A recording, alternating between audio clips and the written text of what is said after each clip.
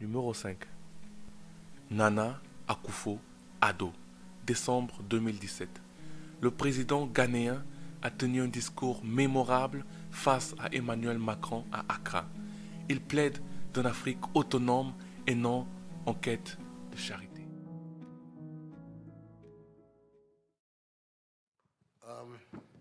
I hope that the comments I'm about to make will not offend the questioner too much and some people around here.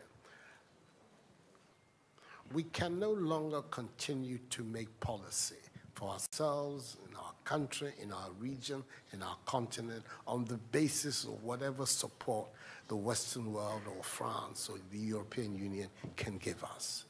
It will not work. It has not worked, and it will not work.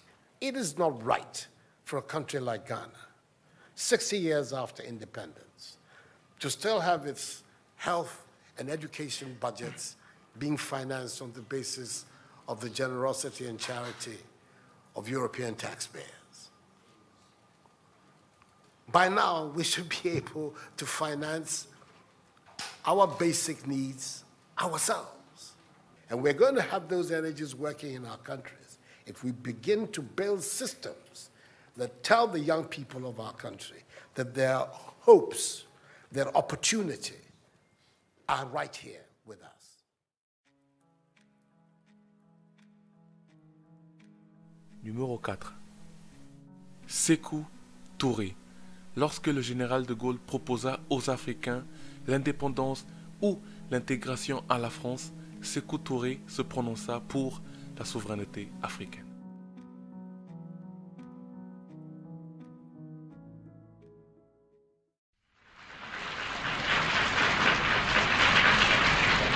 L'analyse logique et une connaissance de plus en plus grande de nos valeurs particulières, de nos moyens potentiels, de nos possibilités réelles, nous laisse cependant exempts de tout complexe et de toute crainte. Nous sommes uniquement préoccupés de notre avenir et soucieux du bonheur de notre peuple. Nous avons, quant à nous, un premier et indispensable besoin, celui de notre dignité.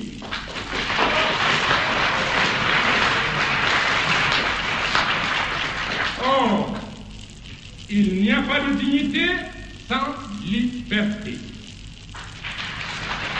Car tout assujettissement, nous préférons la pauvreté dans la liberté à la richesse dans l'esclavage.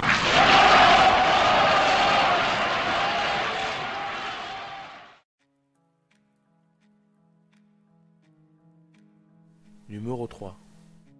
Nelson Mandela. En 1964, Nelson Mandela est condamné pour sabotage contre le régime d'apartheid en Afrique du Sud. Il passera au total 27 ans en prison. Le pacifique Mandela est contre toute action violente, mais n'en est pas moins prêt à mourir pour ses idéaux. Sa libération en 1990 marquera le début de la fin de l'apartheid, un mouvement de désintégration qui arrive à son apogée lorsque Mandela devient le premier président noir d'Afrique du Sud. Africans want to be paid a living wage. Africans want to perform work which they are capable of doing.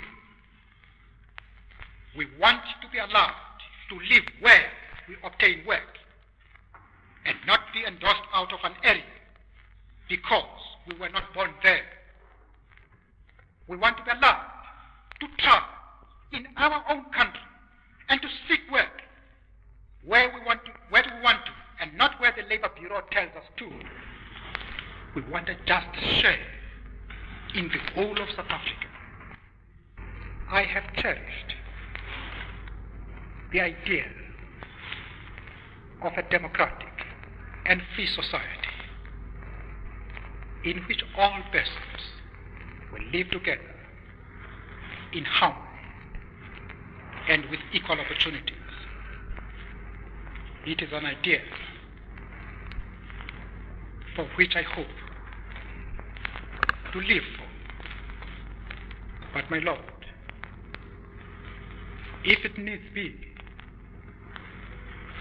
it is an ideal for which I am prepared to die.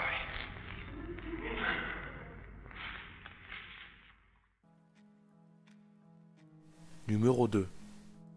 Patrice Lumumba. Discours tenu le jour de la proclamation de l'indépendance de la République démocratique du Congo le 30 juin 1960. Combattants de l'indépendance, aujourd'hui victorieux, je vous salue au nom du gouvernement congolais. Nous avons connu les ironies, les insultes, les coups que nous devions subir matin, midi et soir, parce que nous étions des nègres. Nous avons connu que la loi n'était jamais la même, selon qu'il s'agissait d'un blanc ou d'un noir. Qui oubliera les fusillades, les cachons furent brutalement jetés, ceux qui ne voulaient plus se soumettre au régime d'injustice, d'oppression et d'exploitation.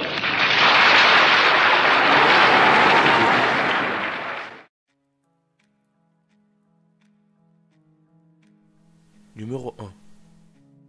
Thomas Sankara. Le 4 octobre 1984, Sankara s'adresse à la 39e session de l'Assemblée générale des Nations unies.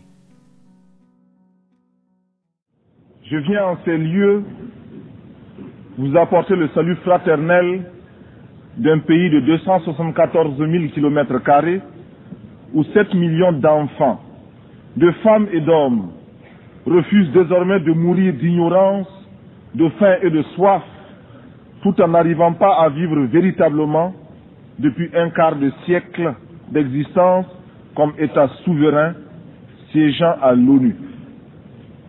Je viens à cette 39e session vous parler au nom d'un peuple qui, sur la terre de ses ancêtres, a choisi dorénavant de s'affirmer et de s'assumer dans son histoire, sans complexe aucun. Je ne suis ni un messie, ni un prophète. Je ne détiens aucune vérité. Ma seule ambition est une double aspiration. Premièrement, pouvoir en un langage simple, celui de l'évidence et de la clarté, parler au nom de mon peuple, ceux qui appartiennent à ce monde qu'on a malicieusement baptisé tiers-monde, et dire, même si je n'arrive pas à le faire comprendre, les raisons que nous avons de nous révolter. Le tiers-monde que les autres mondes ont inventé au moment des indépendances formelles pour mieux assurer notre aliénation intellectuelle, culturelle, économique et politique. Nous avons jusqu'ici tendu l'autre jour. Les chiffres ont été redoublés. Mais le cœur du méchant ne s'est pas attendri. Alors, nos yeux se sont ouverts à la lutte des classes. Il n'y aura plus de gifles. À bas la réaction internationale, à bas l'impérialisme, à bas le néocolonialisme, à bas le fantoschisme. Gloire éternelle aux peuples qui luttent pour leur liberté. Gloire éternelle aux peuples qui décident de s'assumer pour leur dignité. Victoire éternelle aux peuples d'Afrique, d'Amérique latine et d'Asie qui luttent. La patrie ou la mort, nous vaincrons. Je vous remercie.